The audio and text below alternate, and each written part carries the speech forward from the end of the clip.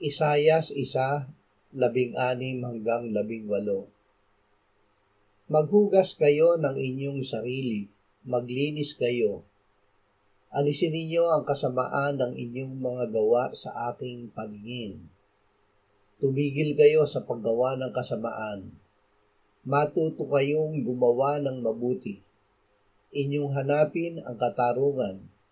Inyong ituwid ang paniniil. Inyong ipagtanggol ang mga ulila. Ipaglaban ninyo ang babaeng balo. Pumarito kayo ngayon at tayo'y mga tuwiran sa isa't isa, sabi ng Panginoon. Bagaman ang inyong mga kasalanan ay tulad ng matingkad na pula, ang mga ito'y magiging mapuputi na parang niyebe. Bagaman ito'y mapulang-mapula, ang mga ito'y magiging parang balahibo ng tupa. Ang mahalaga, walang pakinabang sa panlabas na gawaing pangrelihiyon kung walang tunay na pagbabago ng puso at pamumuhay na matuwid.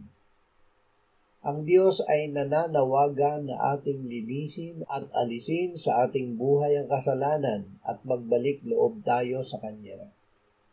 Nangako siya na tayo ay patatawarin niya at lilinisin sa lahat ng ating kasalanan.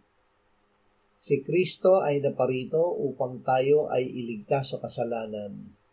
Ang kanyang dugo ang lumilinis sa lahat ng ating kasalanan.